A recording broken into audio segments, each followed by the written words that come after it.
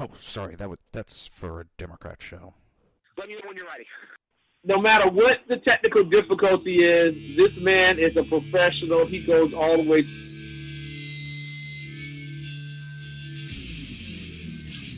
What you represent to them is freedom. Was an extremely great conservative commentator.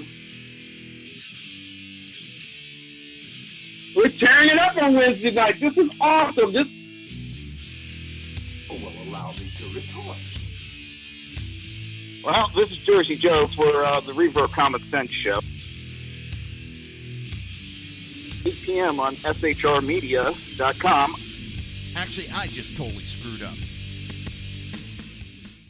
This show contains language that some viewers may find offensive. Listener discretion is advised. And now on to the show. And welcome to the Reaver of Common Sense show. I am your host, Jersey Joe, now making sense out of the senseless. The Jersey Takeover is here. We have expanded to 2 hours every Monday through Friday, 11 a.m. to 1 p.m. Eastern Standard Time. If you want to watch a broadcast, pretty easy. Go to Reaver.1. Click on the live stream. Sorry, shiny light caught my eye. Distracted me. Damn keys. Our caller's calling in. And good morning, Beezy. Well, good morning. Good morning, sir. Good morning to you, too. Everybody, we have BZ calling in. And, wonderful to have you here, sir. Well, thank you very kindly. I'm very happy to be here, particularly in light of our pretty exciting weekend. Yeah. Starting about Friday, I believe. Was it Friday? No, Saturday morning. Unless there was something on Saturday Friday. Morning? All right. Yes. It was the weekend. Yeah, it was a very interesting, to say the least, weekend. Oh, and some breaking news that just came out of Fox. Angelina Jolie has just filed for divorce from Brad Pitt. Oh, no. Oh, no. This is terrible. I know. You know, that's going to suck all the air out of the news rooms all across the nation and possibly the globe. So really, we must pay attention to that and to nothing else. You know, that exactly. That uncomfortable bit of stuff that occurred on the East Coast over there, pay no attention. That really is not deserving of any attention. I mean, it's had its fill, it's had its run. Let's consider the things that are really important in life, shall we now? Well, I just had to throw that out there. You know, it was breaking news on Fox. I saw pop up. Let's not minimize it. Let's give it its actual due. The reason you brought it up is because it really is worthwhile, and all the rest of that stuff, piddly. Well, what I found funny about it is if you look at the marriage, Brad Pitt's kind of a little bit left-wing nut job, and Angelina Jolie has been kind of right-wing lately, and I wondered how they had different opinion on stuff, how it was going to last. Because they seem to have been pretty differing. But that's interesting. I was completely you have stumped me now, Jersey Joe, because you have caught me flat-footed, so to speak. I was completely unaware that Angelina Jolie was even remotely close or even within 2 or 3 zip codes of conservative. Well, maybe not conservative was the wrong word, but I know she is heavily anti-Obama. She does not like that man. She doesn't like a lot of his policies either. Now that I think of it, Brad Pitt's pro-gun, but he's more liberal. Damn, that is a kind of weird thing. Now that I think about it. If she doesn't like Obama, then my first thought that popped into my fetid skull cap was that Obama is insufficiently left for the left. That was my first thought.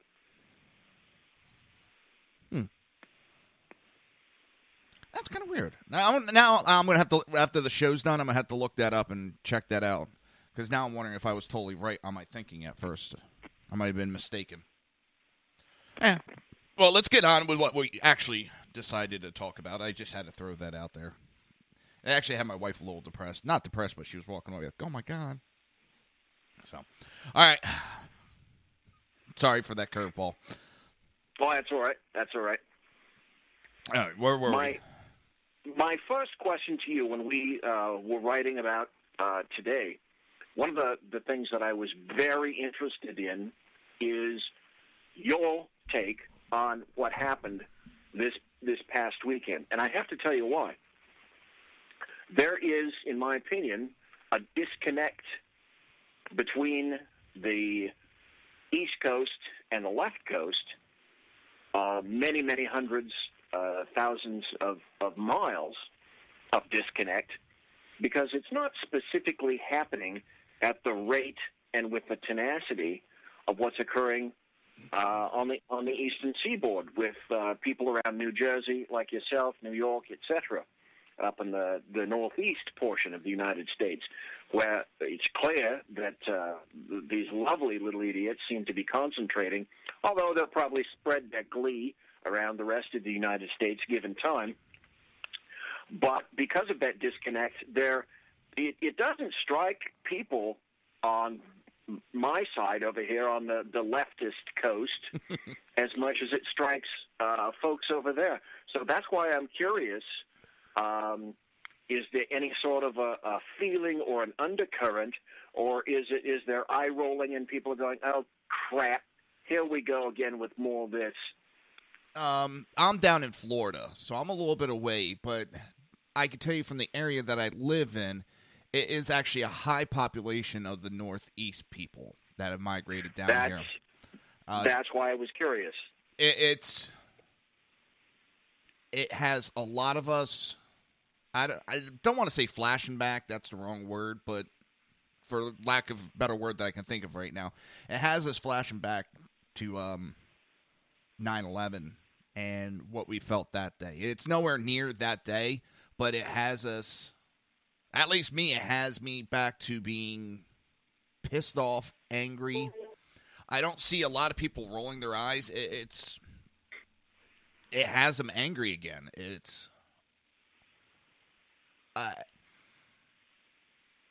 I'm trying to get the words together for this because it's just, they seem to attack, because if you think about the world notion, where do you think of the heart of America? You think of New York City. They think by hitting in that area, they are hitting at the heart of the United States. They're going to keep hitting there. It's an easy, I don't want to say easy target, because there is the police force there. They're leading the way in anti-terrorism within a police force. But you can't be everywhere every moment. And it's easy to set up these bombs like they did. It's amazing that it wasn't done before. If these guys, this guy, actually knew what he was doing, it could have been a hell of a lot worse. Hitting Seaside, New Jersey, that is, I mean, the only thing I can think of why they hit it, besides the fact that there was a military 5K run, the Marine 5K run that was there, is because of, well, Jersey Shore. And that is a home away from home for me during my 19, 20, 21-year-old time frame. I'd be down there every weekend, me and my buddies, hunting the girls, trying to pick them up. So hitting that area, really, that hit home with me again. And hitting, don't you think it was the Marine aspect of the run, however, that it was? I think it was both. I think it was both. I think a lot of these idiots, they get the notions. I mean, why did they pick Seaside? There's Marine runs all over the place. They're all over the place. Why did they pick Seaside? Jersey Shore. First thing that popped in my mind was Jersey Shore, television broadcast of it. It's worldwide known.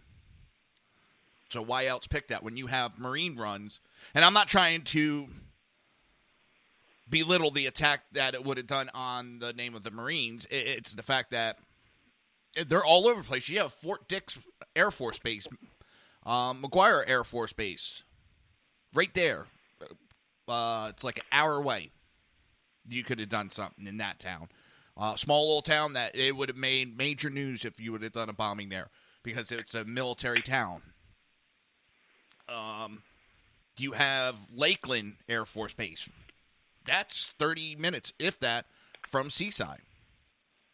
I think they hit it because these are some of the known targets more around the world. Now, if you said Lakeland, New Jersey, would anybody know Lakeland, New Jersey? Anybody besides a history buff? If you hit Fort Dix, only the military personnel would really know about Fort Dix, New Jersey, you know? But Seaside, everybody knows. It pisses me off, and it makes me really look at the fact that our government is in denial because actions speak louder than words. Hillary Clinton, Obama, this whole progressive left has been hiding the fact that because they're such tree-hugging, loving people and they're against war that they created this monster. And now Obama's just trying to kick the can down the road to drop it off at the next president, no matter who it is. He doesn't want to attack. And I'm sorry, these military bombing runs that we do are not doing anything. I equate it to if I'm attacking someone's house. You know, if I'm throwing stones at it, that gives them a chance to run around from the side and attack me. Because throwing stones at someone's house isn't really that big of a deal. You know, it's not an offensive attack. You need to hit them with ground. You got to trap them in that house where they can't be planning any offensive attacks. All they're worried about is defending themselves. And that's what we need to do with ISIS. We need to take the fight to them and make them really start losing, not just territory. We need to make them start losing battles. We need to make them run and hide like we did Al-Qaeda. Send them into the mountains. Send them into caves. Send them back to primitive time. Because when they're on the run like that, nobody's going to want to be a part of that organization. Al-Qaeda was getting decimated. They were losing people because nobody wanted to join a losing team. Here comes Dumbo and Dummette, and they ease up the fight and allowed both organizations, one to get created and the other one to get stronger. And we go and end up getting attacked again. And I see this as a prelude to more attacks. And the Minnesota, I think, doesn't get enough attention. And I would have completely agree with that, but I have a question for you. Because ISIS has said essentially, we'll be back, my question to you, what do you think? Is this now the new normal? Yeah. And I think you have a group of people in this country that are ignoring what's going on. They think this is nothing. They're being taught that this is normal. This is a worldwide issue. This is normal. It's going to happen. There's nothing we can do about it. I mean, I am on the thing that we don't give up freedoms because security is illusion, but there's stuff that we could do to safeguard ourselves a little bit better than what we're doing. This is going to become the norm unless we get a president that's willing to take the fight. And then I've been saying it for years now, and I'm glad to hear somebody like Trump finally stepping up and saying it. We pay millions of dollars to train these generals how to fight wars. War breaks out, and who fights the war? Our politicians. They need to sit back and do oversight, yes, to make sure that our military is staying in line. But we need to let our military fight the fight. They are the experts. Politicians stick their nose into too much and screw things up. But I have an interesting quote, and let's see if you'll be able to hear it from here. Let me know if this came through. We have to win. Let's be clear, though. Islam is not our adversary. Muslims are peaceful and tolerant people and have nothing whatsoever to do with terrorism. And there you go, in a nutshell, the leftist's guide to Islam. But if you also, because I thought about that with Hillary making that quote, and the left keeps jamming that down our throat. What did they tell us for years that Democrats were? They were the party of choice. They were the party of tolerance. And now what do they tolerate? Well, and here's another little wonderful tidbit. De Blasio has doubled down on stupid. You remember, I'm sure, his quote this past weekend that said, we don't really have any clear indicators that this is terrorism. And now he said, I think we need to accept with open arms even more of these people. I find that beyond staggering. Oh, yeah. Incomprehensibly. Sorry, I thought you were going to play an audio clip. I don't understand this mentality of, okay, we just got attacked, and what does Obama do? Announces we're going to increase the number of immigrants and refugees from the Middle East, from countries that are causing all these issues, that have a high population of terrorism. So we're going to increase right after an attack, and you have the left, they just sit there and go, okay, import more murderers. I forget who said it, that if we import 1,000, 10,000 people, and even one of them is a extreme jihadist, that is too many people we brought in then. Because that one, he may not commit the act, but he'll be in the ears of people and getting them to switch over and commit those acts for him. So that one can create 10, 20, 100. You get what I'm going with that? Well, yes. Obama said he wanted 10,000 of these Syrian, air quote, refugees, unair quote. Those young male Muslims of military fighting age into the United States. So he got his goal. He got his 10,000. Oh, wait, I'm sorry. He didn't get 10,000. He got 11,000. And a good bulk of those particular individuals, we really have no idea who they are. James Comey, as stupid as he may be, actually said the truth one time when he said there's no way to vet these particular people. There's no database that one would access, and I don't see that he has the personnel or anyone has the personnel, much less the inclination to sit each one of these individuals down and have them have a good, actually, one-on-one interview with them, particularly in light of Takia. So it absolutely makes no sense to himself. But one thing we do know about Hillary Clinton is that she said she would vastly increase the number of Syrian refugees into the United States. And again, I sit in amazement at ridiculous statements like that, but considering what she said, that makes perfect sense in her world. Well, someone I bopped on Twitter about 10 minutes ago, and George Clooney's estate in Como, Italy, which is a lovely resort, but he has millions of dollars to be able to spend on something like that, is now rife with refugees. Well, George, put your mouth, put your stance where your mouth is, open your gates, and take in, 100, 200. You probably have the room and the land to be able to do it. But no, it's his ox, their ox. Leftists' oxen are not being gored like the people, the rabble, the rest of us ground dwellers here in the United States.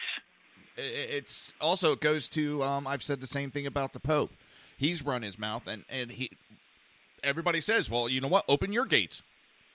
Let those refugees go into the Vatican, and you house those refugees in there. And actually, someone said that to him. They said, no, there's a security issue. But you're okay, and you're trying to force that upon the people. And it kind of goes to Trump recently was talking about Hillary and her anti-gun stance. And he's going on the attack of, well, if she wants to ban guns from American people or not allow American people to defend herself, she should have her Secret Service disarm themselves. She shouldn't have the right to be surrounded by guns if she's going to take the way for the common man to defend himself. And all of a sudden the left is going on there, oh, he's calling for an assassination bit again. And it's like, how do you... They can't argue the point, so what do? They scream, he wants her assassinated. And I love it that people are finally waking up and not buying into this bullshit anymore. I just love it. Oh. Well, it's a completely nonsensical statement. I mean, the premise is good, but the response lacks credibility. And that is, if you're, walk your walk, after you talk your talk. So if you say that guns are good for no one, then that should be absolutely correct across the board. However, if you're of sufficient import to have your own personal security staff, the only reason for your security staff is you must think in your heart of hearts that you need defense. And you must also believe in your heart of hearts that the most appropriate way to acquire that defense is through a firearm. But they don't get the connection of the dots between the two is if it's good for one and you need defense, why is it that no one else would fall into that category? I'm a very much, because of my father's shooting and stuff, I'm very adamant about everybody's the right to defend themselves. I lived in a state like New Jersey that it is next to impossible for you to get a concealed carry permit, and the criminals do not give a shit. They count on it, and there was a recent study, 1950 to 2010. 100% of the mass shootings happened in gun-free zones. And then from 2010 to modern, it's like 97% of them happen on gun-free zones. And it's just mind-boggling that they can't get it through their head that it's these gun-free zones that are causing it. That's one of the reasons my dad got shot. That criminal walked into my dad's work knowing both of the men were unarmed, and he can commit his heinous crime without any issue. Because that's what criminals want. They want the easy way out. They want the easiest amount of work to get what they need. So going into a gun-free zone is just candy to them. They love it. And liberals are serving them up. They want to disarm. And I hate the argument, well, they don't want to ban guns. Well, if they didn't want to ban guns, how come in the late 80s, after Reagan's shooting, they did that think tank study, how to ban guns. They paid millions of dollars on how to ban guns, but they don't want to ban guns. They know they can't come out and say that to the people because they admit they'll lose every election if they say that. So they have to go with this sensible gun control and work their gun ban slowly. And the think tank came up with it that they have to slowly make the requirements so hard and so strenuous that the common man will say, you know what, it's too hard for me to get a gun, I'm not going to get one. And then when everybody gets to that point, they can go and ban guns, and everybody's going to be thinking, well, I couldn't get one, so who gives a shit? Go ahead, ban guns. And that's how they get the handgun or gun ban in the United States. And that's what they're doing. They keep trying to add regulations to make it more strenuous for Americans to get it. Well, that's absolutely correct. It's the frog in the boiling pot Exactly. syndrome. I live, unfortunately, in occupied California, and here, coming up in November, ballot will be a measure from our lovely Mr. Newsom, the lieutenant governor. Well, it's already a law that if you wish to, it's going to be confirmed shortly, I should say. If you wish to buy ammunition, you're going to be backgrounded to purchase ammunition like you would if you were purchasing a firearm. There's going to be a proscription on a 10-round magazine. What they're not saying is that they're going to want people to turn in their magazines, or you're going to have to transport them out of the state. And I can see in our immediate future that a lot of the people in the state of California are going to tell the state itself, you can go, frankly, to blazing hell. That's just not going to occur. But leftists talk a talk, but they won't walk a walk. It's like the old saw, and you've probably seen this photo. If you really walk your walk, then be proud of your stance. And in your front yard, I'm sorry, leftists don't buy homes. They like to live in little urban rat hammocks. So what you ought to do is put on the door of your little teeny apartment, unless you're living in the basement with your parents, which you probably are. You could put the door on the sign on the door to your parents' basement. Is say, this is my little leftist gun-free zone. Dear all public people, there are no guns within this residence. I don't see those signs. I don't see those people walking that walk. And I don't see them talking that talk. Be proud, leftists. Yeah. Stand up for your rights. Tell them what you really think. This is my home is a gun-free zone.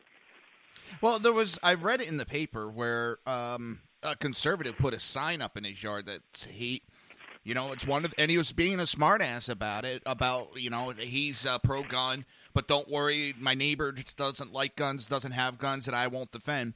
Well, the neighbor flipped the lid saying, you're going to get my house robbed by putting that sign up. And it was like, duh. Imagine that. I love my in-laws, but they are, my father-in-law is anti-gun to the word go. And I laugh at some of the hypocrisy that I see because my brother-in-law, their son, lives in California. So they all went out there to visit him. And he took them to a gun range where they shot Uzis. One of the most deadliest not even handguns, machine guns in American history within gangbangers, especially in California. How many thousands of people were killed by Uzis during the 80s with drive-by shootings in that? The Uzi, yes, you're right. The Uzi was extremely popular in the 80s, along with the small combat, the Mac 10. Yeah, but they come to my house. They disappeared. Well, they come to my house, and all of a sudden, oh my God, they got an issue because I got an AR-15. But you'll go pay money to shoot one of the deadliest gangbangers' weapons, but an AR-15 because it's in the public that it's dangerous. And I brought it out, and they got all scared. I'm like, Jesus Christ. They're actually scared of that just standing there. I'm like, it's not going to do nothing. It's not loaded. It's the appearance, and trying to show them that it's just the appearance that they want banned. They can't even listen to reason. They won't. And I even asked them one time, I said, would you rather get the phone call? Because here in Florida, we have the castle doctrine, we have self-defense rights, we have the right to defend ourselves. If we're put in a bad situation, we can defend ourselves. And I love it compared to living in New Jersey. Holy shit, is this state free? I hear people complaining that we're not free enough, but you'll always have that argument. Well, yes, Florida has the stand your ground ability from George Zimmerman, and everyone thought that was a terribly heinous case. Oh. Yeah, you guys, the kid's on top of Zimmerman, bashing his head into the concrete, and that's not deadly force. I asked someone that was arguing, and I said, I want you to go outside and smash your hand into the concrete, start punching it. No, that's going to hurt really bad and probably break my hand. Okay, now imagine your head. Oh, no, that could kill me. But you just said there was no deadly force used by the kid. That's different. He was following him. Yeah, and if the kid would have went home like he was on the way, and got his father, they called the police, they probably could have got Zimmerman arrested for stalking him or something. And instead, the kid decided to take it upon himself, double back, and jump the guy. Well, you take things upon yourself like that sometimes, you're going to get. And now I got from my in-laws. Well, he thought he was a police officer. I said, I don't think I'm a police officer. They're like, oh, we know you don't. I said, I've seen stuff in my neighborhood, and I will go check it out. It's called watching over each other's houses. All my neighbors directly around me, we all watch each other's house. We all pay attention to what's going on in the neighborhood. So we have been pretty safe for the past several years. We've had some small incidents, but we all let each know what's going on. We all watch each other's houses. I mean, we're not outside with the binoculars, but if I see something that's out of the ordinary, I go outside and I look. I investigate. And they do the same thing. I've had it where I've seen my neighbors come walk into my yard. I jump out, hey, what's going on? Well, some idiot just walked by and was doing XYZ, so we came down to see what was going on. You know, that's what neighbors do. And that's what George Zimmerman was kind of doing. He saw something. It wasn't because the kid was black. Because we're in fucking Florida and he's wearing a hoodie. It's like 80, 90 degrees. You don't need a hoodie. If you're wearing a hoodie, you're up to no good. And he had just shoplifted from a convenience store. He had drugs in his system. And I don't understand, and I don't mean to jump subjects. And then we have to go to break because we're actually late. All these incidents that Black Lives Matter that are pushing upon the American people as, you know, injustice are all criminal acts. They're not pointing out actual innocent people that have gotten murdered by cops. You're pointing out not self-defense, but justified killings. And yes, exactly. Go ahead. What did Michael Brown do before he encountered Officer Wilson? That's the exact same thing. Yeah, it's Freddie Gray was dealing drugs in the park. And and I believe, didn't he have a weapon on him, like a knife or something? That's what also got him arrested after the stop and search. I don't understand. Yeah, I think so. And also the man that was selling illegal cigarettes in New York City. All he had to do is sit there, put his hands up. He's gotten hit by it before. He's gotten out in a couple minutes. He's gotten a slap on the wrist from New York City. And I hate the people that are going after the cops for all these issues. Well, it's a stupid law. Well, go bitch at the goddamn liberal lawmakers that keep putting these laws into effect. Not the police officers that are enforcing the laws that the politicians make. Go bitch at them, not the cops. Well, they shouldn't have to enforce. That's their job. Oh, my God. Yes. When you come back from break, I have an interesting observation about something like that as well. Oh, it just drives me nuts. All right, you're listening to the Reaver of Common Sense right here on SHR Media, High Plains Pundit Radio, ICRN Network, YouTube, Speaker, iTunes, and Red Nation Rising. We will be right back.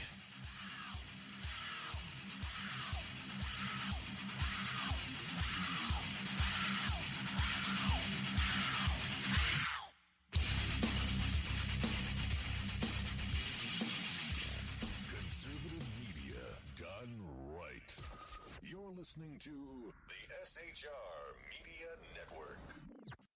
Now, at Brownells, we know you may have only one shot to harvest that trophy, so we have thousands of accessories and replacement parts to improve your chances. We know how much you love to shoot, so our Gunsmiths articles and videos will help you do more and get more out of your guns. And we also value your hard work and money. That's why only Brownells backs up everything we sell with a 100% unconditional lifetime guarantee.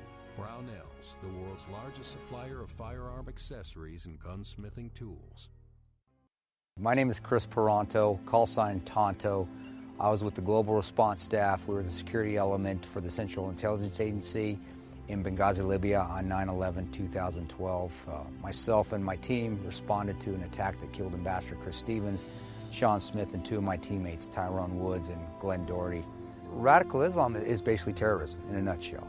It wants to not only put down Western values, it wants to kill anybody that supports those Western values, which is freedom, which is Christianity, and which is also anything that looks poorly on Sharia law.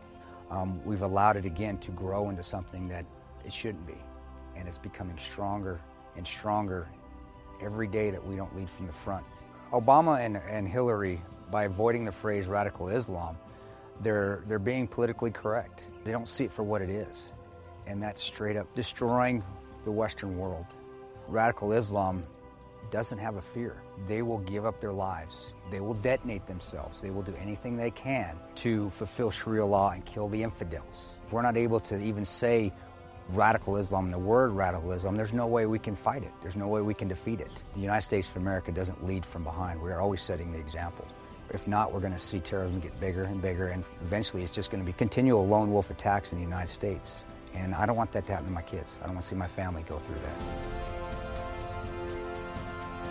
Please join me in waking up Washington in this fight on radical Islam, seeing the threat that it really is. Sign up at leadingfromthefront.org.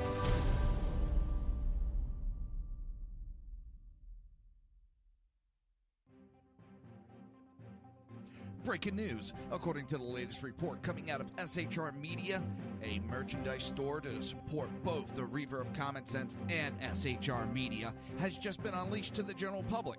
Be forewarned that this site can be contagious and numerous items can be purchased to support the best news programming. Go to Reaver.one website and click on the store link to check out the merchandise.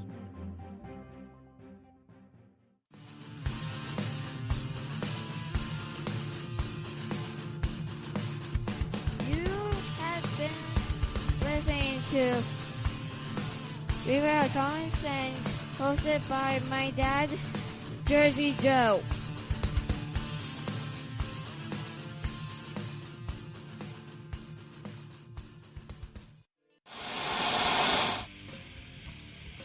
Beware, the Jersey Takeover is here. Every Monday through Friday, 11 a.m. to 1 p.m. Eastern Standard Time. You can catch the Reaver of Common Sense show, hosted by Jersey Joe, right here on shrmedia.com and highplainsdailynews.com. Only Jersey can deliver hell like no one else, so consider this your fair warning.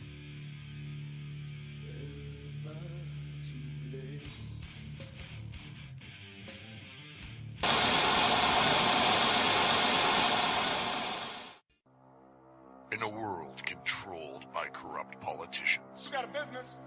That you didn't build that. a team of ordinary men emerge from the ashes to give voice to the voiceless and hope to the hopeless. Sackhead Sean. Dude, I'm not saying cow for the stupid, bro. Sackhead Clint. All good friends of ours usually show up drunk. Also starring Sacco as the producer. I'm a little bit drunk, 'cause I'm drinking. They are the Sackheads Radio Show. Every Wednesday at 8 p.m. Pacific on shrmedia.com.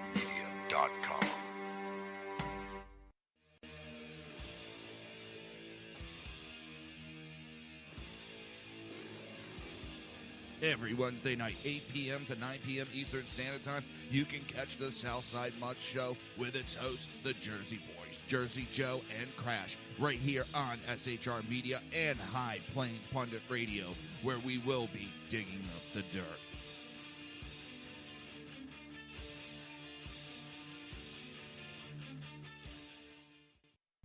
Times are dark. The people misled by corrupt politicians, lied to by establishment media, and deceived by the false messages of Islam.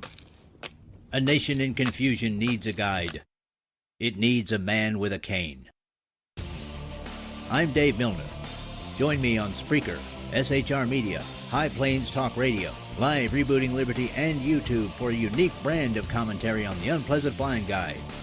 Because truth is not always pleasant. If you miss a show, don't worry. You can catch the replays two ways, rebootingliberty.com or the reaverofcommonsense.com. While you're there on Reaver of Common Sense, don't forget, drop in your email and keep up to date with everything going on, or click the like button on the Facebook widget. Now on to the Reaver of Common Sense.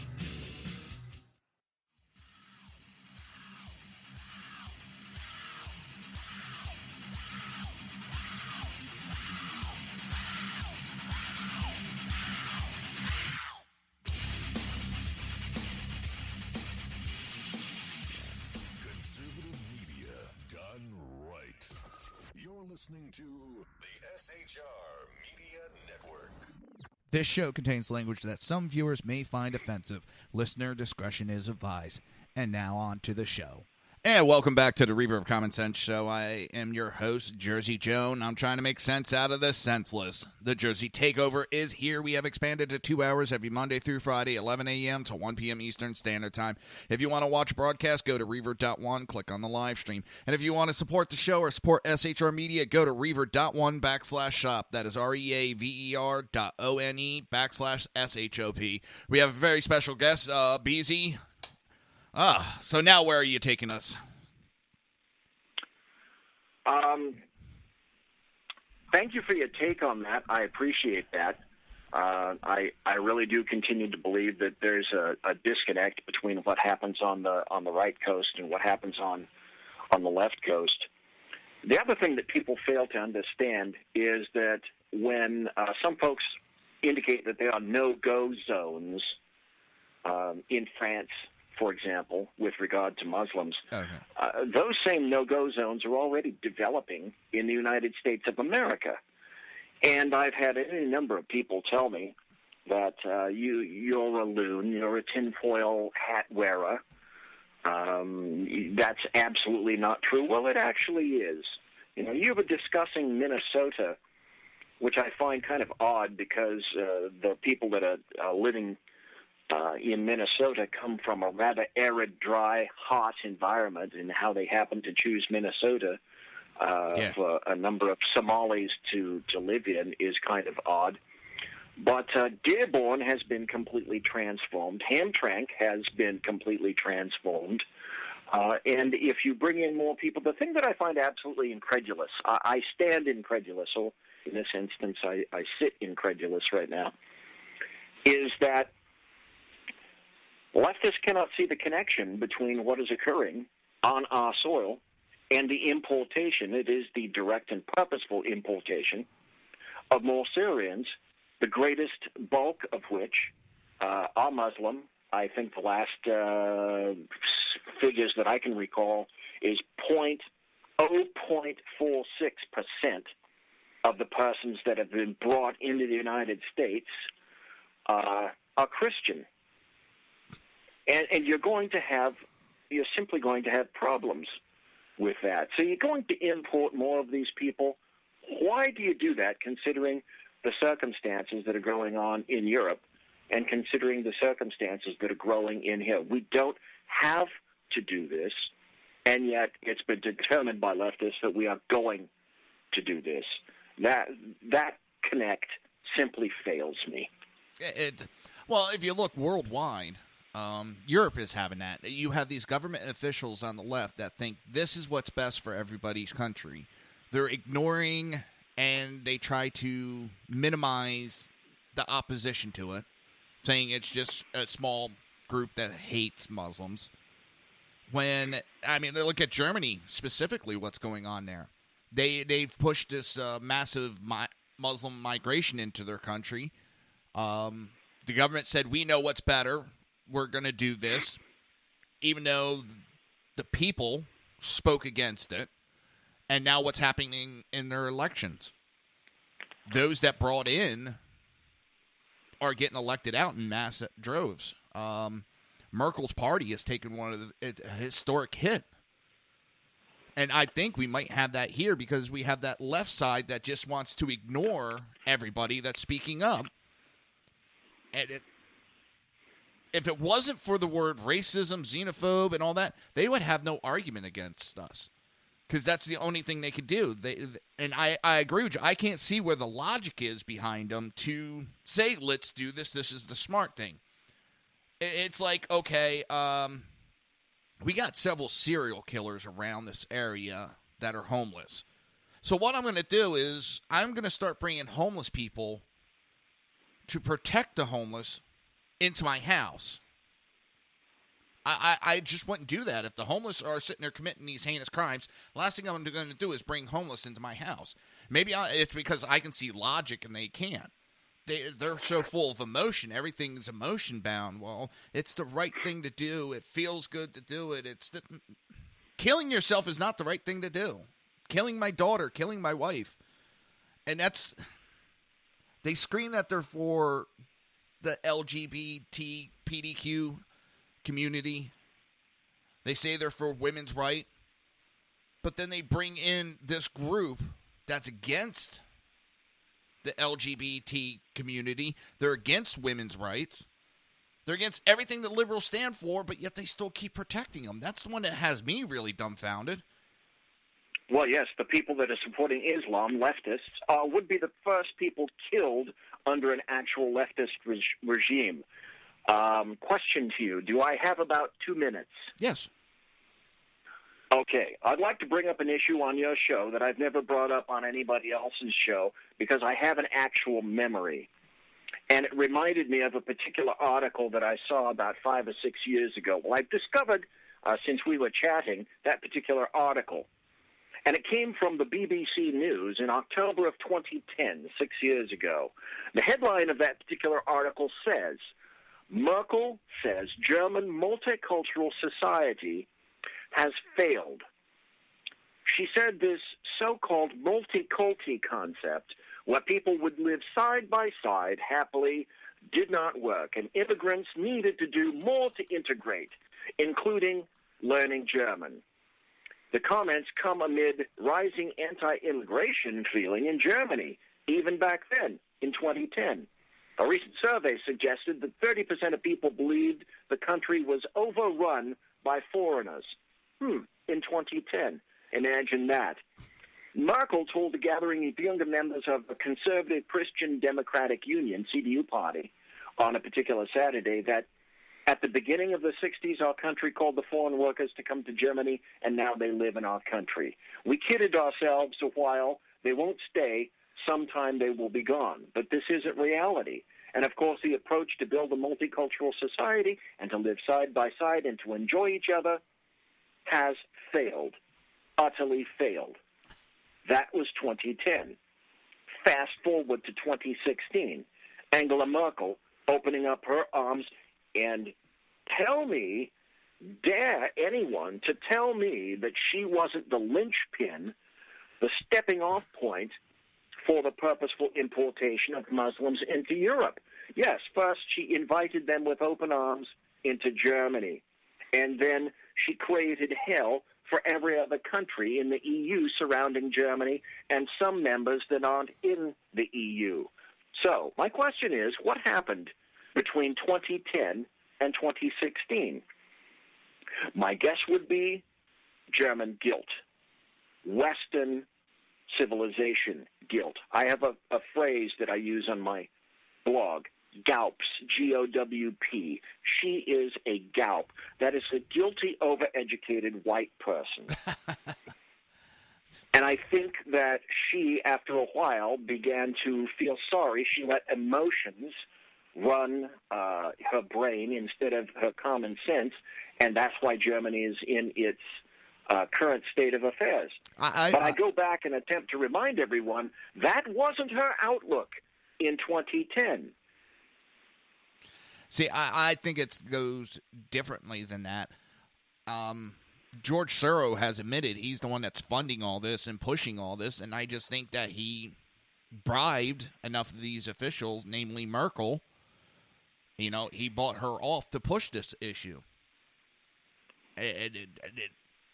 That's the only thing I could see, because even guilt, I can't see, okay, I'm going to ruin my career to do this because of guilt.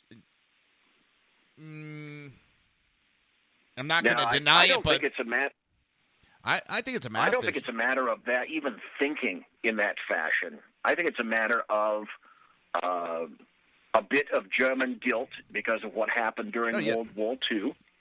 She remembers. She's old enough to remember what happened during World War II. My brother-in-law went over there, and he said every time he would look a German in the eye, they would immediately look down. And he said they just had this look of shame on them.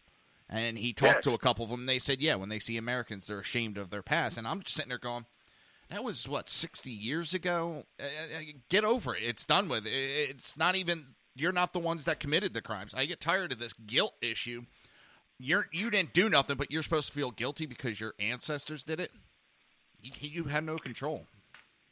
But here's another little tidbit that I'd like to throw into the mix as well. leftist philosophy has also added to this, particularly in Europe, and that is this. Birth rates are going down. Birth rates are plummeting. Birth rates are to an absolutely critical point in another country, in Japan, as a matter of fact. So I suspect that a number of these people are thinking, well, my gosh, what are we going to do in terms of employees and workers? It's the same specious argument that's used with regard to Mexicans and the purposeful importation of them into the United States. What we're doing is we're creating an entire subclass of individuals that will never be satisfied. And the reason I say that is this. The persons in the United States who are already well-educated and have graduated college, now whether they've learned something or not, that's entirely different. That could take an entire show by itself. But you have a raft of educated, allegedly educated individuals who are ready to take on American employment. And even those individuals are not finding jobs. Now, what part of this makes perfect sense is it to import uneducated Mexicans into the United States and to import uneducated Syrians, Somalis, etc., Muslims? Islam isn't a religion. It's a death cult. It's a barbaric death cult. To import these people in who have no concept whatsoever of any kind of an education, it's not their fault, it's just the way it is. And then you're going to bring them into the United States and give them employment. You think you're going to make computer geeks out of Somalis that are Muslims? I don't think so. And then let's throw into the mix that particular aspect of technology. Leftists like to make the argument that, we need the Mexicans in here to do the job that the Americans won't do. Yeah. Well, all the jobs that are ill-educated, that require almost no educated, what is happening to those jobs? They're getting sent overseas.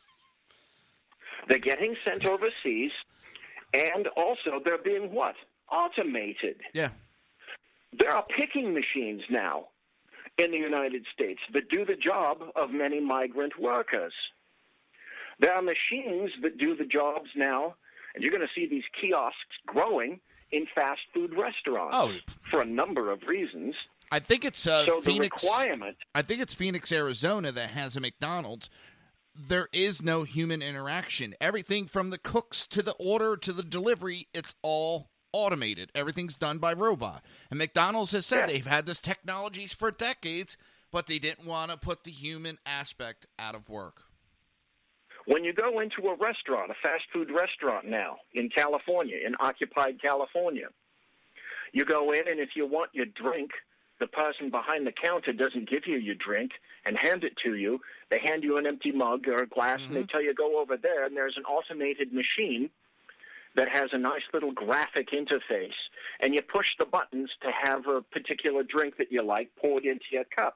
So again, that's a ridiculous argument. Now you're importing. We have enough of a problem with Mexicans, uneducated and unskilled, coming into the United States.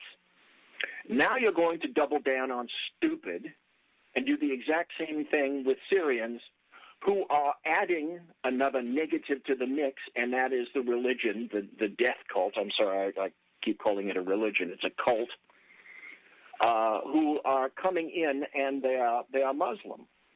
And some people who may be listening to you and listening to me are saying I'm a terrible individual for even intimating that Islam is a terrible religion. And to those persons who are thinking or responding in that way, I have a phrase that I like to say. Islam is as Islam does. When Islam stops doing that, I might be more respectful. Good point on that. I've never thought of it that way, that if Islam stops. Well, I know this may show an innocent way of me or ignorance, but for the longest time growing up, now I'm 45, up until 2001, I didn't know what a Muslim was. I've never really heard of the religion up until then. I remember some history books talking, through history of it happening, but there was never really this major a push about the Muslim religion in the news and the media. Nobody really talked about it until 9/11 when they attacked us. And that's when it seems that people now know what Muslim is. Islam. You know, I don't know. It's just I never realized that. We got to take another break. It's that time again. Hate to cut you off here. And let me see. Where are we? Got to find my mouse. You're listening to the Reaver of Common Sense right here on SHR Media, High Plains Pundit Radio, ICRN Network, YouTube, Speaker, iTunes, and Red Nation Rising Radio. We will be right back.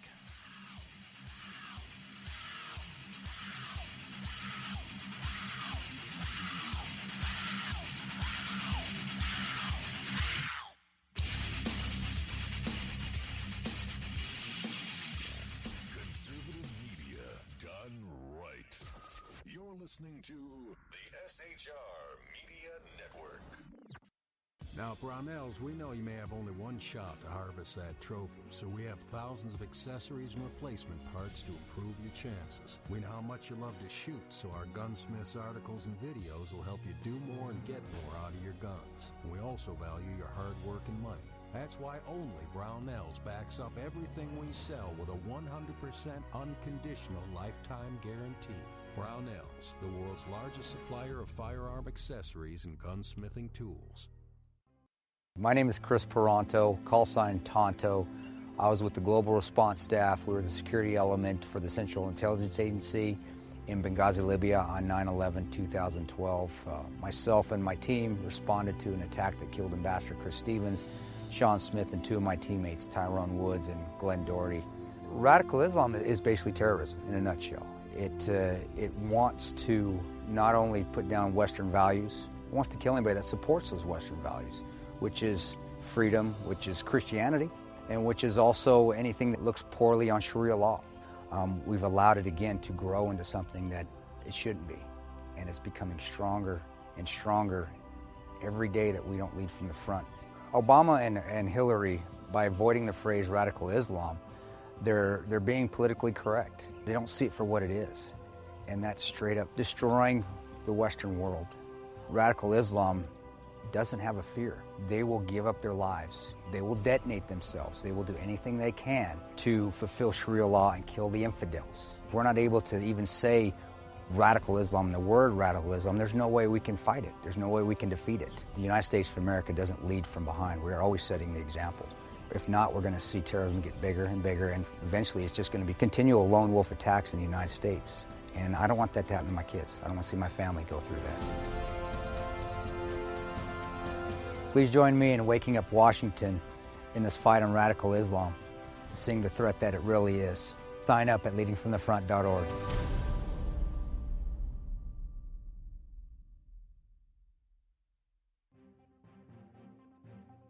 Breaking news. According to the latest report coming out of SHR Media, a merchandise store to support both the Reaver of Common Sense and SHR Media has just been unleashed to the general public.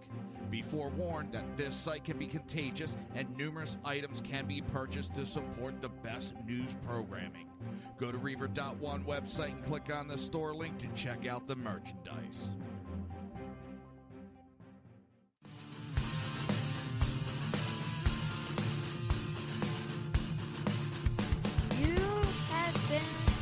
Listening to Reaver of Common Sense, hosted by my dad, Jersey Joe.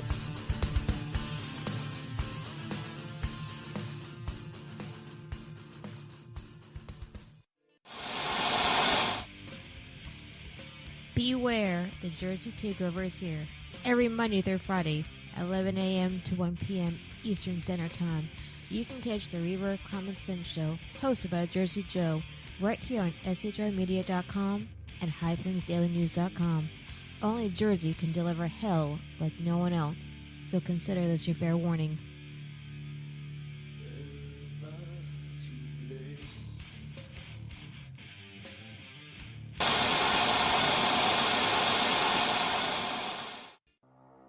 In a world controlled by corrupt politicians, You got a business. That you didn't build that. A team of ordinary men emerge from the ashes to give voice to the voiceless and hope to the hopeless. Sackhead Sean. Dude, I'm not saying cop for the stupid pro. Sackhead Clint. All good friends of ours usually show up drunk. Also starring Sacco as the producer. I'm a little bit drunk, cause I'm drinking. They are the Sackheads Radio Show. Every Wednesday at 8 p.m. Pacific on shrmedia.com.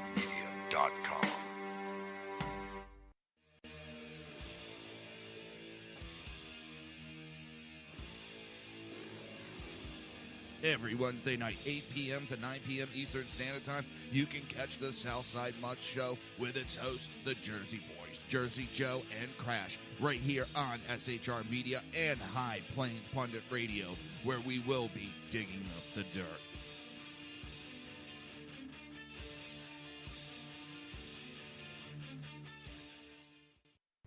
Times are dark. The people misled by corrupt politicians, lied to by establishment media, and deceived by the false messages of Islam. A nation in confusion needs a guide. It needs a man with a cane. I'm Dave Milner. Join me on Spreaker, SHR Media, High Plains Talk Radio, Live Rebooting Liberty, and YouTube for a unique brand of commentary on the unpleasant blind guide. Because truth is not always pleasant. If you miss a show, don't worry. You can catch the replays two ways, rebootingliberty.com or the Reaver of Common Sense.com. While you're there on Reaver of Common Sense, don't forget, drop in your email and keep up to date on everything going on, or click the like button on the Facebook widget. Now on to the Reaver of Common Sense.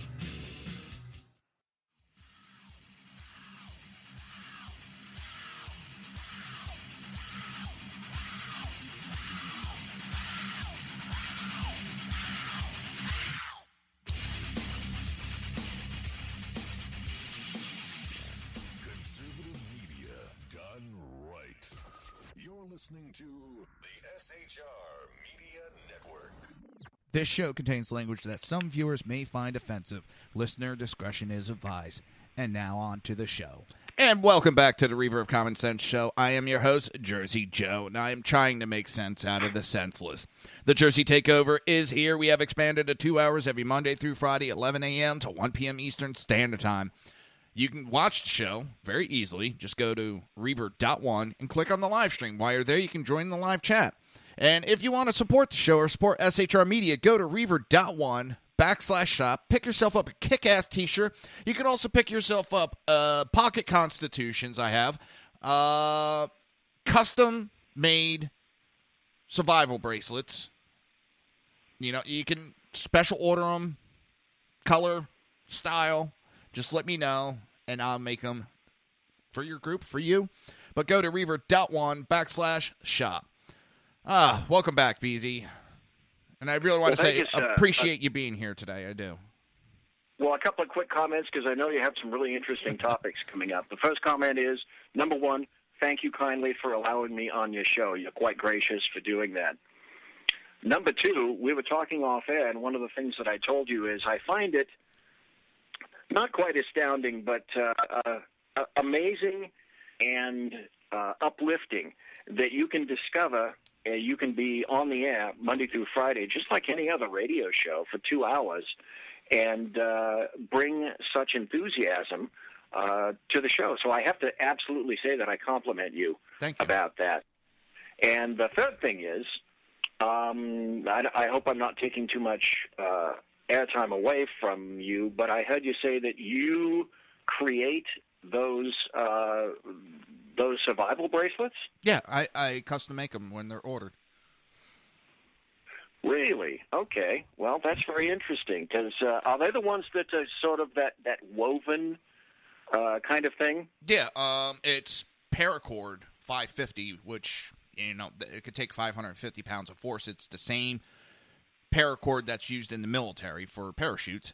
And yeah, I just do the knots and stuff and create the bracelets. So basically what they are is if any chance that you're in a dire situation, and you'll be amazed when 8 feet of rope can come in handy, because that 8-inch bracelet or whatever size, it's basically the ones I make are for every inch there's 1 foot of paracord. So, 8-inch bracelet, you got 8 foot of cord, and if you're out in the wilderness and you get stuck where you're really in emergency, you can untie it very easily. It comes undone, and you got 8 foot of cord. Then you can also strip it apart, pull the individual cords out, and now you have, I think it's 7 cords inside? So 7 times 8 is, I'm bad at math off the top of my head, but whatever. You have that. So they come in handy. The clips, you can use them. It's the stories that I've heard of people using it for different reasons, from car accidents to someone's broken their foot, they're out in the woods, able to tie their leg up, et cetera, et cetera. Tie a tent up while they're in the middle of the woods. Hey, they're great to have around. Well, that sounds very interesting to me. I think I'd like to order one, and if I were interested in doing that, where do I go for that again? Reaver.one/shop. That's REAVER.ONE/SHOP. Reaver.one. Okay. All right. Got it. Okay. Sorry to distract. Hey, perfectly acceptable. Don't worry about it. All right. Which article do we go with first that I saw? They're so wonderful. Your choice. I can't We'll wait. go with CNN first. Sally Cohen, who's often stuck her foot in her mouth, made a comment that she is happy free speech is under assault on campuses. I don't even know where to go. I'm dumbfounded that they're even now so openly admitting that they're attacking our basic rights as Americans. It's rather astounding, but it's not unlike that little carrot top bint that was involved on one particular campus who said to the people, because she disagreed with a particular person, bring the muscle over here, meaning that it was time for that person to leave, and then she herself ended up being fired, which I found actually rather, considering these times, rather astounding that she was fired. But I think that's because she was an adjunct professor and didn't have quite the tenure of other professors. So she was a little bit more susceptible to being fired than some of the other stupid ones. Well, she also got caught putting her hands on a student. That's what's also helped her get fired. Yeah, and that's a no-no these days. Oh my gosh, you cannot even begin to dent a snowflake. They're so susceptible to denting. You must be extremely cautious about snowflake feelings. Yeah, it's amazing the way things go. As an EMT, you call me to come in to help you. The first thing I'm supposed to do and required to do is ask if I can take your pulse, if I can put my hands on you. If not, me coming in and just grabbing your pulse, that's battery right there off the bat. It's amazing how some of these people actually have gone at things and this one just has me dumbfounded. We have Hillary Clinton running for president who said that our constitutional rights, the Bill of Rights, the government has the right to regulate all of our rights, which maybe I was taught wrong. I was taught that the reason why we have these constitutional rights is so that our government cannot touch them. They're set in stone. These are our rights that the government does not have a right to regulate. But someone that speaks for a living, Sally Cohen speaks for a living, and her bread and butter is free speech, that she's happy that it's under assault on campuses. But it also goes to the fact that the only way the left can win their argument is through lying, force, and silencing the opposition. They cannot tell the truth of what they're up to. They cannot have logic injected into what they want done.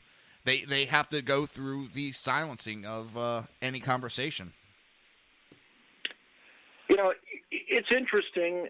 I'm sure everyone listening realizes that there are three branches of government: the judicial, the executive, and the legislative.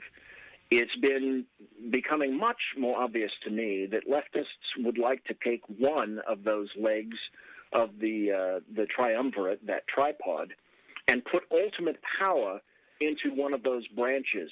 And I think the two branches that they would consider would be the executive, because of the decisions that are being made and the precedent that's being set by Barack Hussein Obama. And the other part of the triumvirate that they'd consider is the judicial, by placing SCOTUS as essentially the ultimate arbiter of how decisions are going to be made. But they're still at odds with each other about that. Leftists haven't quite decided what leg of that little tripod they want to place all their eggs into which basket, the executive and giving the president all that power. I think that's number two. And whether they want to put all the eggs into the judicial basket by way of SCOTUS, because if you stack the court sufficiently, then you give the Supreme Court of the United States of America, more power than any of the other two remaining legs. One of the things that I think leftists want is they believe they want a living constitution. They want a 21st century constitution, and they don't understand the basics, and it brings into question, have any of these individuals actually taken a class in the Constitution? Because the foundation of that is delineated with regard to positive versus negative rights. Our current Constitution frames much of what we value in terms of what we cannot do. The government cannot engage in, say, unreasonable searches and seizures. It cannot inflict cruel and unusual punishment, and therefore the individual has a right to not be subject to various items and so forth. The current Constitution does not guarantee so-called rights to such things as housing, clothing, food, jobs, rights that place upon the state to obtain the resources from other citizens to pay for them. And I'd like to emphasize that. Rights that place upon the state to obtain the resources from other citizens to pay for them. That's what leftists want. They wish to enable a solid, rock-solid privileges or immunities clause, which becomes open-ended. And if you make it open-ended, it becomes susceptible to specific interpretation by pre-chosen judges. That's exactly what leftists want. The logical extension, I'm all about the logical extension, might be to allow privileges or immunities, that's a phrase that leftists care to use, to create new rights, and this is definitely, in my opinion, where they're going. They wish to, by way of privileges and immunities, create new rights which could guarantee social or economic equality. And I think that's the direction that they're moving, hence the social justice warriors. Your thoughts on it? Well, I think her one statement actually says it all, because it's funny because it actually defeats itself. She says that feelings are valid. I'm never going to argue with people's feelings. But she goes on to say that if they feel like they can no longer speak against positive social change, good. Talking about conservatives. She defeats herself in her conversation, because she says feelings are valid, but she says the feelings of the conservatives don't matter. What this comes... No, Go ahead. Only the feelings of leftists are of concern. Correct. She feels that the pro-free speech conservatives are pushing is just a way for conservatives to squash multiculturalism, which I don't understand how free speech is squashing anything. They want free speech. They want to be able to say what they want. But they don't want anybody else to be able to argue against their points. Hence, the safe zones in colleges, which I thought defeated the whole purpose of some of the basic reasons of college, of differing opinions coming together, conversation happening. You always hear the left saying they want to have conversation, but they never want to talk. Well, they never want to listen. They always want to be the one doing the talking. I've said it before, and I wanted to do what I want to call dictionaries for Democrats.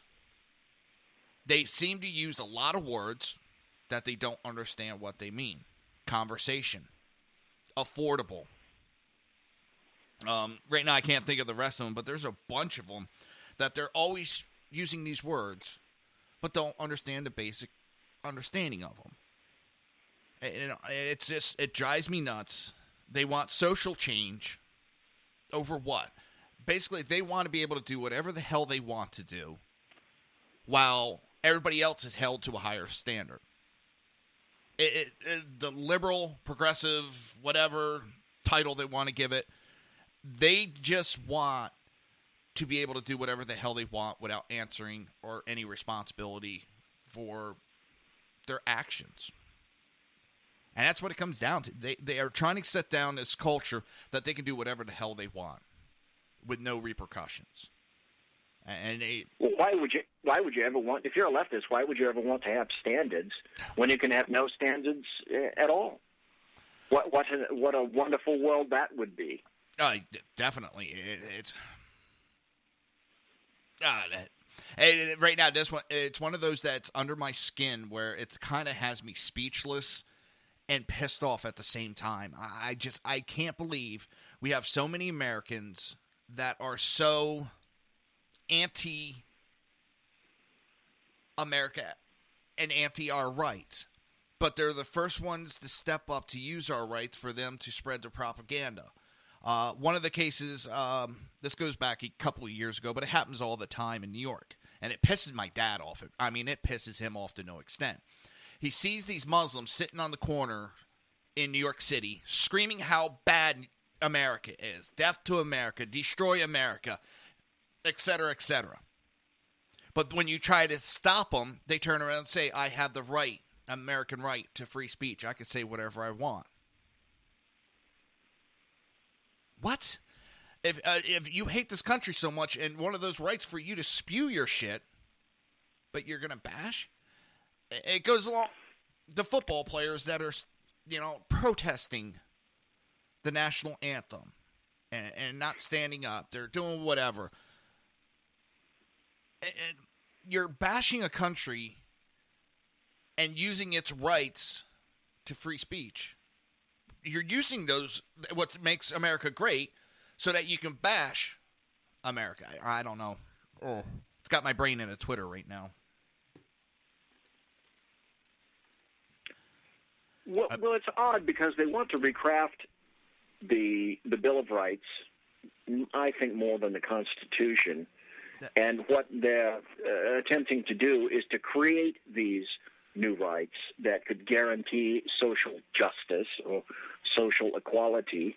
And what that turns out to be in reality is that if law moves that way, then your possessions, my possessions, could and would be redistributed as seen fit by your government. I'm sure you probably remember the lovely Hillary Clinton quote that said, where she said, I'm not here to take, we're going to take things away from you on behalf of the common good.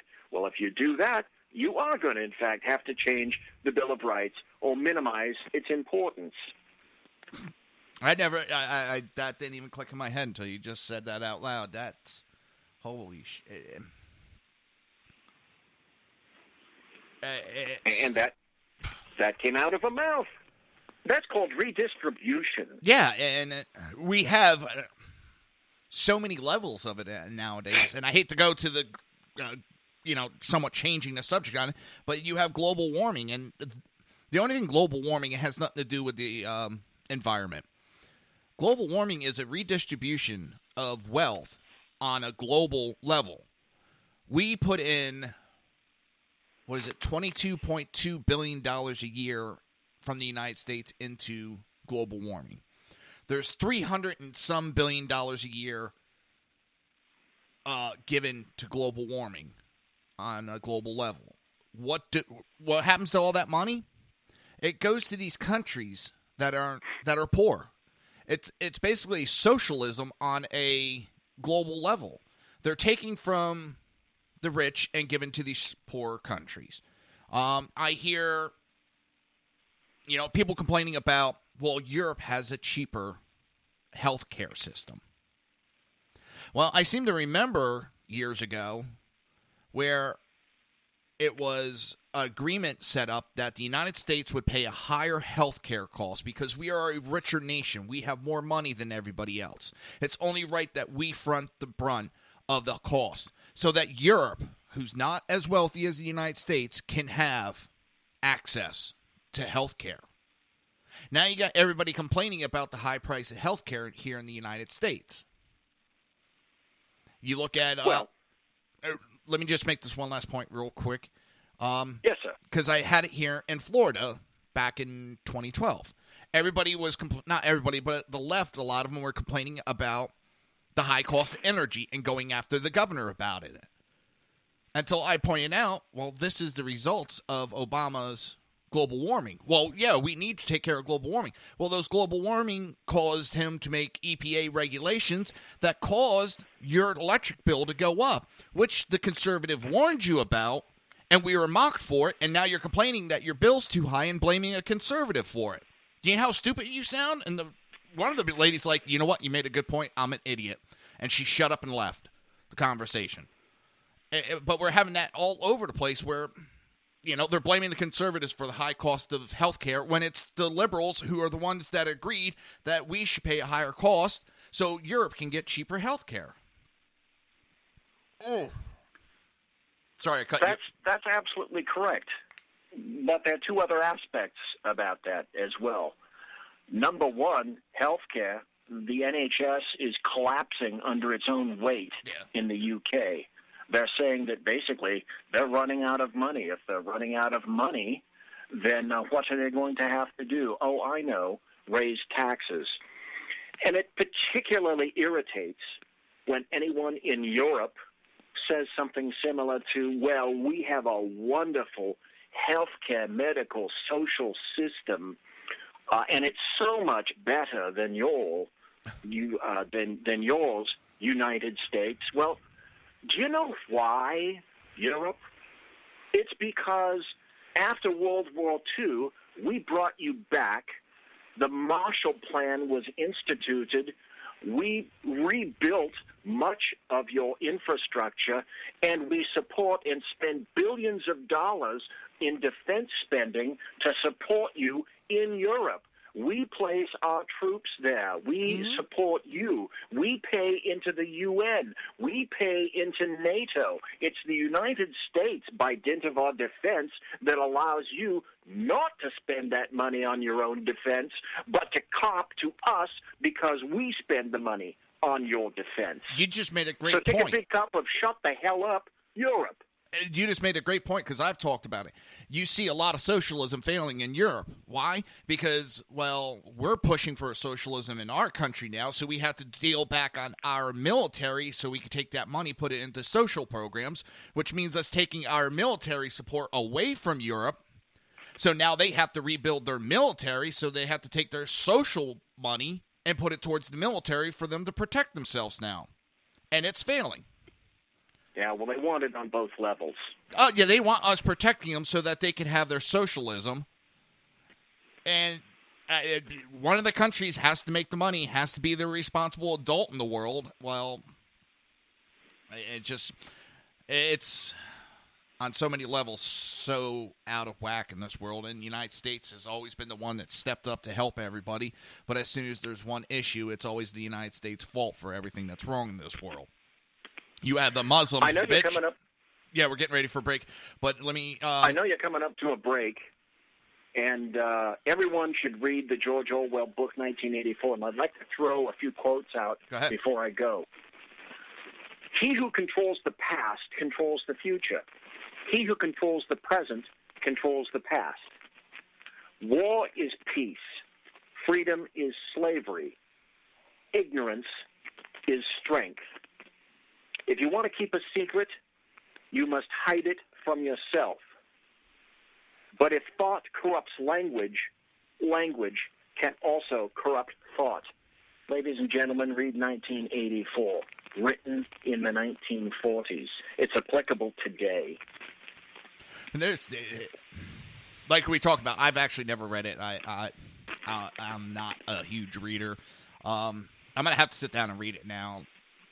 But there's a lot of stuff that was written decades ago that is pointing to exactly what's happening nowadays. It's our government run amok.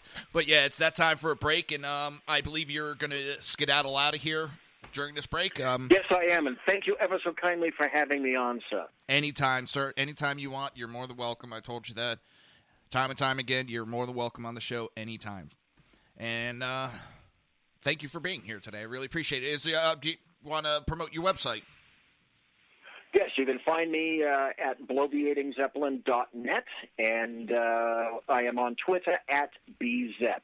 And again, Jersey Joe, thank you ever so kindly. Appreciate it, sir. No problem, anytime. You've been listening to the Reaver of Common Sense right here on SHR Media, High Plains Planet Radio, ICRN Network, YouTube Speaker, iTunes, and Red Nation Rising Radio. I think I got everybody there. We will be right back.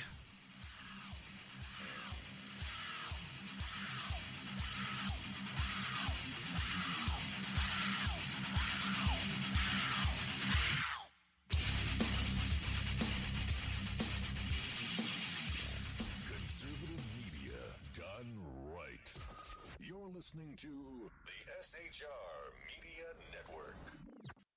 Now, Brownells, we know you may have only one shot to harvest that trophy, so we have thousands of accessories and replacement parts to improve your chances. We know how much you love to shoot, so our gunsmiths articles and videos will help you do more and get more out of your guns. We also value your hard work and money. That's why only Brownells backs up everything we sell with a 100% unconditional lifetime guarantee. Brownells, the world's largest supplier of firearm accessories and gunsmithing tools. My name is Chris Peranto, call sign Tonto. I was with the Global Response Staff. We were the security element for the Central Intelligence Agency in Benghazi, Libya on 9/11/2012. Myself and my team responded to an attack that killed Ambassador Chris Stevens, Sean Smith, and two of my teammates, Tyrone Woods and Glenn Doherty. Radical Islam is basically terrorism in a nutshell. It wants to not only put down Western values, it wants to kill anybody that supports those Western values, which is freedom, which is Christianity, and which is also anything that looks poorly on Sharia law. We've allowed it again to grow into something that it shouldn't be, and it's becoming stronger and stronger every day that we don't lead from the front. Obama and Hillary, by avoiding the phrase radical Islam, they're being politically correct. They don't see it for what it is, and that's straight up destroying the Western world. Radical Islam doesn't have a fear. They will give up their lives. They will detonate themselves. They will do anything they can to fulfill Sharia law and kill the infidels. If we're not able to even say radical Islam, the word radical Islam, there's no way we can fight it. There's no way we can defeat it. The United States of America doesn't lead from behind. We are always setting the example. If not, we're going to see terrorism get bigger and bigger, and eventually it's just going to be continual lone wolf attacks in the United States. And I don't want that to happen to my kids. I don't want to see my family go through that. Please join me in waking up Washington in this fight on radical Islam, seeing the threat that it really is. Sign up at leadingfromthefront.org.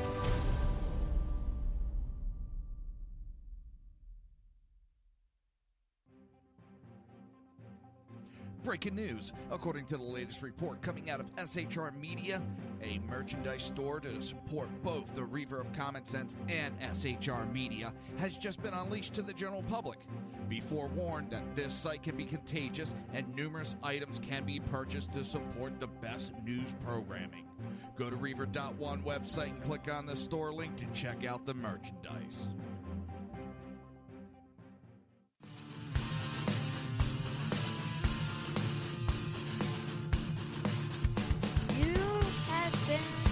Listening to Reaver of Common Sense, hosted by my dad, Jersey Joe.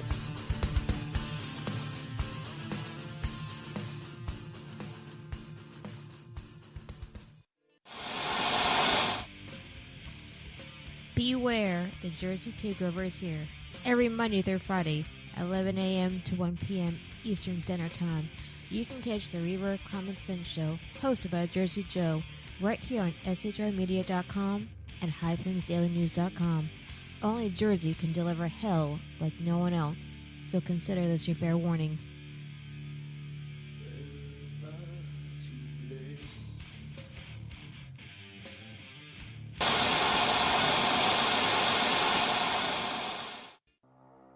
In a world controlled by corrupt politicians, You got a business. That you didn't build that. a team of ordinary men emerge from the ashes to give voice to the voiceless and hope to the hopeless. Sackhead Sean, Dude, I'm not saying cop for the stupid pro. Sackhead Clint, All good friends of ours usually show up drunk. also starring Sacco as the producer. I'm a little bit drunk, 'cause I'm drinking. They are the Sackheads Radio Show. Every Wednesday at 8 p.m. Pacific on shrmedia.com.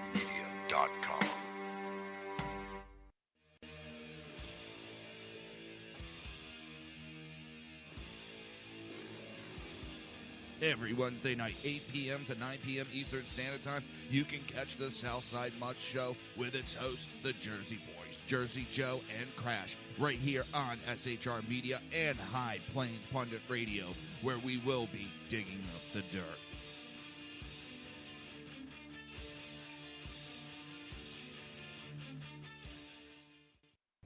Times are dark.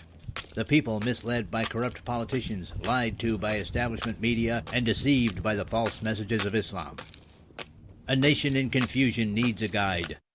It needs a man with a cane. I'm Dave Milner. Join me on Spreaker, SHR Media, High Plains Talk Radio, Live Rebooting Liberty, and YouTube for a unique brand of commentary on the unpleasant blind guide. Because truth is not always pleasant. If you miss a show, don't worry. You can catch the replays two ways, rebootingliberty.com or the reaverofcommonsense.com. While you're there on Reaver of Common Sense, don't forget, drop in your email and keep up to date on everything going on, or click the like button on the Facebook widget. Now on to the Reaver of Common Sense.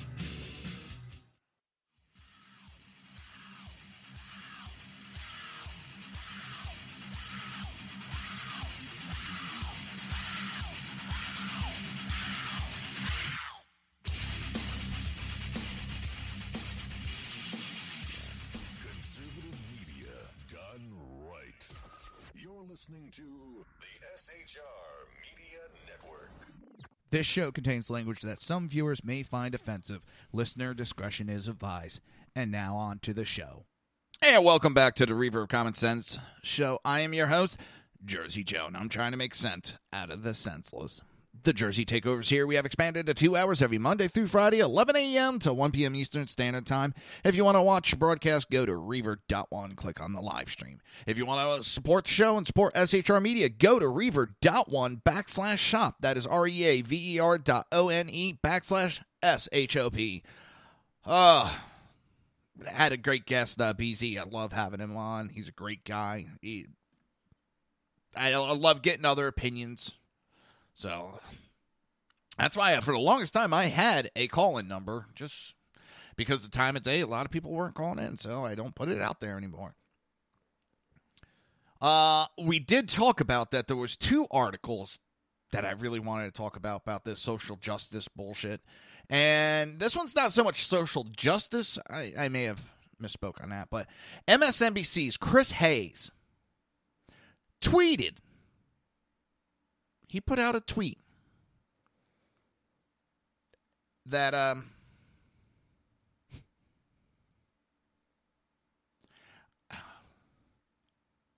I'm still dumbfounded. First of all, he put out a tweet there that fantastic news that he was taken alive, talking about what the hell's the dipshit's name? What is it? Khan Rahimi. That he was taken alive. That the U.S. would slit his throat. Get over yourself. I'm really sick of this leftist. They care more about these terrorists than they do the American people. Hillary cares more about ISIS and Muslims than she does the American people. She attacks Trump supporters more harshly than ISIS. She makes excuses for ISIS. And it's absolutely jaw-dropping. But this jackass, that wasn't even the one that one's kind of a, you're a moron. Next, he put out there, we're also very lucky that the attackers try to use explosives rather than guns. See, left would rather have you blown the fuck up than shot. They don't care what the terrorists or how the terrorists kill you, because if the terrorists use a gun, it kind of hurts their whole anti-gun agenda. So explosives are fine. Even though bombs are fucking illegal. Drives me up a wall. Where is everybody clamoring for the banning of pressure cookers? Where are they? And I'm pretty sure the victims that have shrapnel in them are just so glad that he thinks we're lucky that it was a bomb rather than a gun. And he thinks that the gun would do more damage than an explosive. Well, you moron, technically what you're talking about with a gun is a mini bomb that's throwing a projectile shrapnel at you. At its basic sense, that's what a gun is a bomb that's being contained in a cylinder and throwing the shrapnel in a specific direction.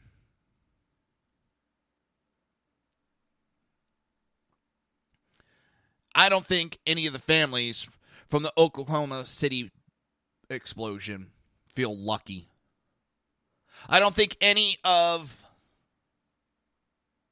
the families in the Middle East and Europe feel lucky when there's an explosion. This man hates the idea of being able to defend yourself. He ignores the fact that someone went on a mass terroristic stabbing. He ignores that. They're going to ignore Minnesota because that just blows out all their theories. Because what stopped it? A man with a gun. And he talks about very lucky that the attackers tried to use explosives rather than guns. Yeah, that says a lot what he thinks about the Linden Police Department and the 3 that got shot. The gun battle that ensued with this terrorist.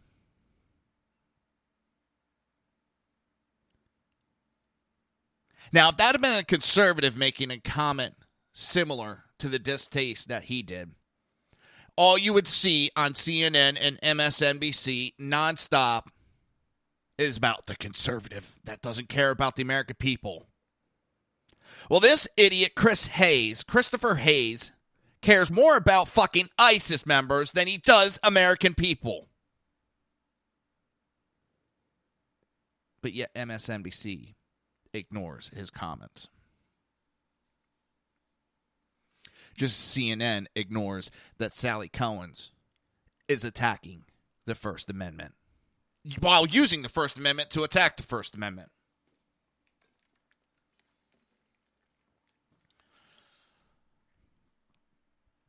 The disengagement that these progressive liberals have anymore is stupefying.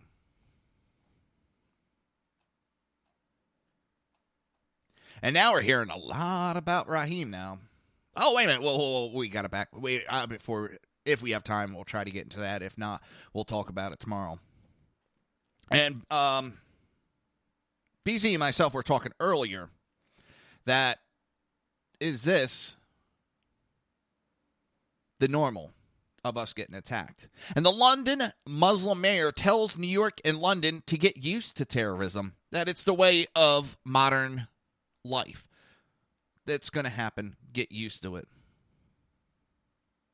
And she feels that, or he feels that, voting to leave the EU or voting for Trump will not solve any of these problems. So, voting to end the mass invasion of Muslims, the ones that are creating the terrorist attacks, will not solve the problem.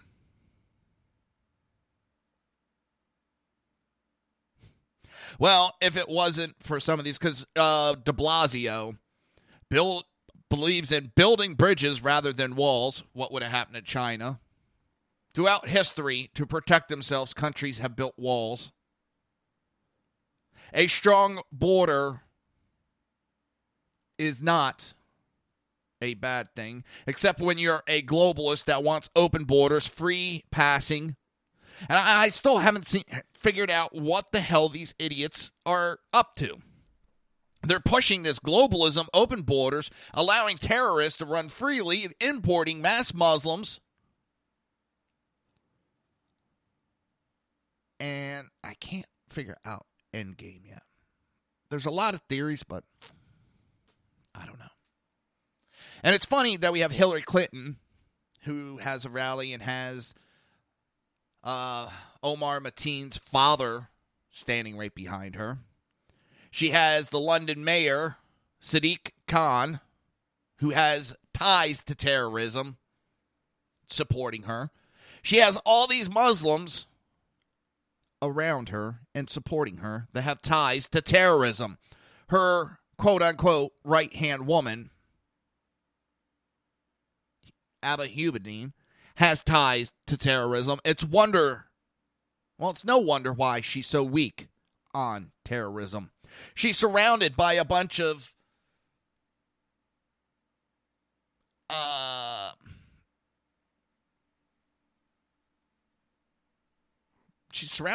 people that,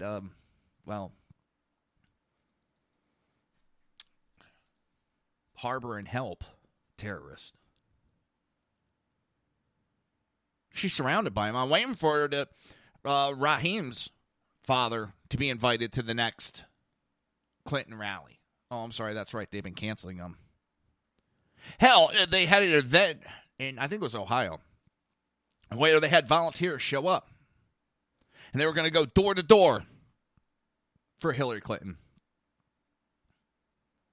And it's on film. It's not just somebody reporting. It's on film. And guess how many people showed up?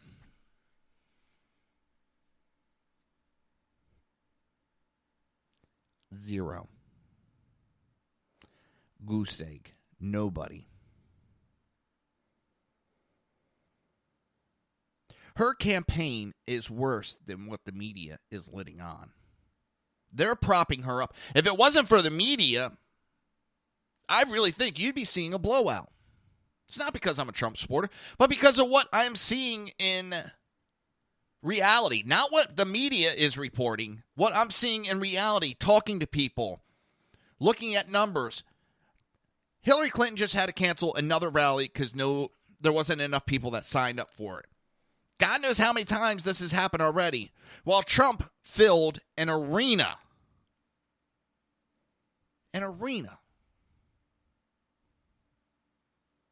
That happens on a nightly basis.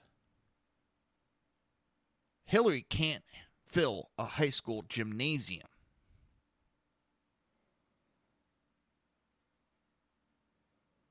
So you tell me where the numbers are. And don't tell me that doesn't matter. Because the left was sure shoving that down their throat in 2008 and 2012 for Obama. Because when he was filling these massive arenas, he rewrote how statistics for a presidential run should be correlated. So don't tell me it doesn't matter, these numbers. Because they try saying, oh, that's nothing. That has nothing to do with the election. That Hillary has to cancel these rallies because nobody shows up. It's so bad that she's gotten caught using a green screen. I think it's twice now. No wonder why she always looks pissed off.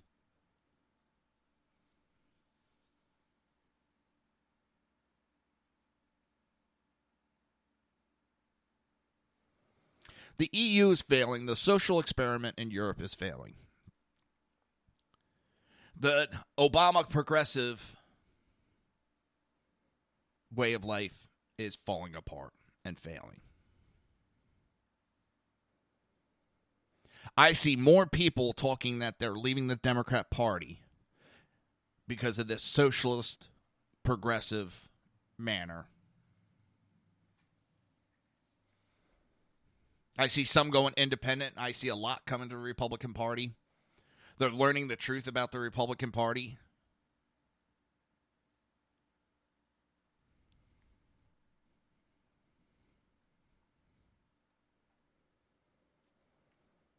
It just, and what I'm hearing about this Raheem, as I actually originally wanted to talk about real quick. Friends, I think it's, I didn't save the article.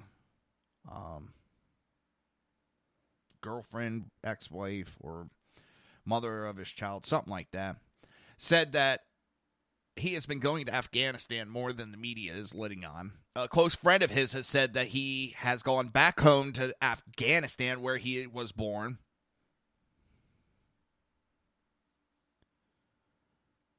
And 2 years ago, he went over there, came back, and his religious aspect had changed, become overboard. He had become radicalized. And the media is trying to push it that there's no connection. Well, he had been going back to Afghanistan. And the New York Times reports the dramatic arrest of the man came after the police issued a cell phone alert to millions of residents in the area, telling them to be on the lookout. Wait a minute, let me go over this.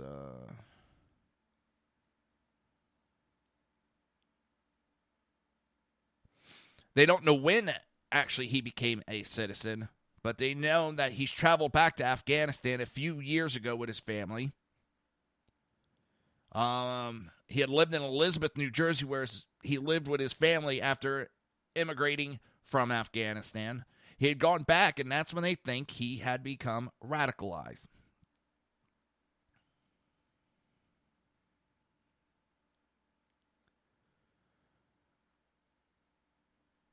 And he had started actually a website to share his radical Islamic views. And a friend of his, Flea Jones, said he was really religious after the trip to Afghanistan.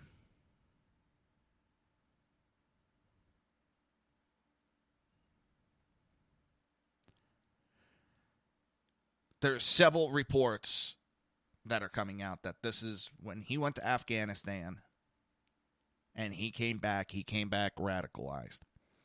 And they're trying to make it sound like there's no international connection when last I knew Afghanistan is international. And it seems that's when everything happened, and he's just kept under the radar, and that is your best operatives. You don't want the ones that are on the FBI radar. You want them as scapegoats. You want them as distractions.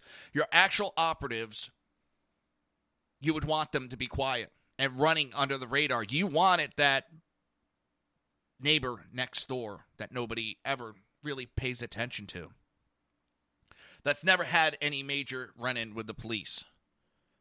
That's who you want as your next terrorist.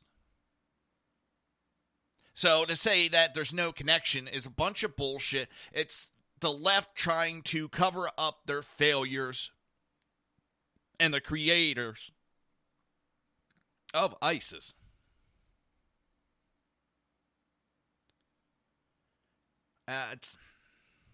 I'm just dumbfounded. I really am. I can't believe it's not butter. No. That people are so quick to believe that there was no connection. And then after the New York City bombing, Obama finally comes out and talks. And instead of just, we're going to do everything we can, yada, yada, the normal snow job, he had to go and lecture the reporters for talking about terrorism.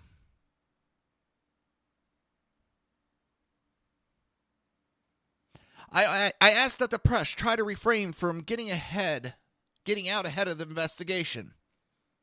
It does not help if false reports or incomplete information is out there. Well, you know what? Situations are fluid. Information changes. Your administration has not been open like you talked about. You have covered everything up.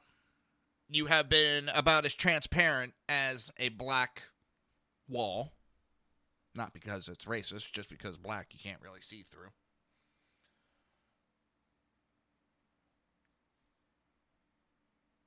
I'm laughing. I'm looking over and they got Hillary Clinton. They got this tight shot. And it doesn't even look like she has that many people there in a tight shot. There's a lot of gaps.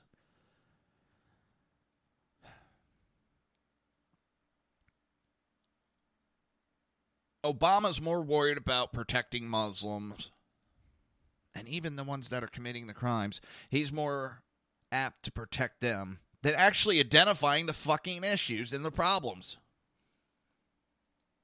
It blows my mind just how blind some people can be. Especially to say that we're lucky that it was bombs. We're lucky in that their plan didn't actually work. It could have hurt, maimed, killed countless people. And what scares me is they'll learn from this. They'll adapt.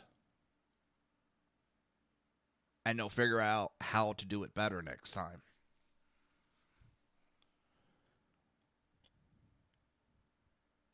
This group is not stupid by any means. I mean, I'm not out to compliment them, but they're not stupid. I won't say that. And to sit there and say, oh, you're trying to compliment our enemy. No, but I'm also taking a look and I'm not afraid to say, hey, they're not stupid. I'm not going to go and be denial about certain things. I will take a look and see where their strengths are, and you got to use their strengths against them. You don't want to look always for the weakness, because if I know what my weakness is, I know where to cover up my weakness. My strong points, well, usually people don't try to protect those strong points, but that's where it makes you the weakest. I know it sounds a lot of talking around, but it actually makes sense in my head at least.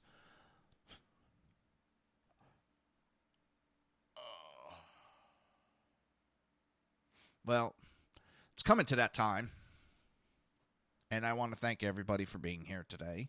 I appreciate, I'm honored, And I will be back tomorrow, same time, 11 a.m. to 1 p.m. Eastern Standard Time, right here on SHR Media, High Plains Pundit Radio. You can also hear me on ICRN Network, Speaker, YouTube, iTunes, and Red Nation Rising Radio. Until tomorrow, have a great day. You've been listening to the Reaver of Common Sense with its host, Jersey Joe. You can tune in every day, Monday through Friday, 11 a.m. to 1 p.m. Eastern Standard Time, right here on hppundit.com and shrmedia.com.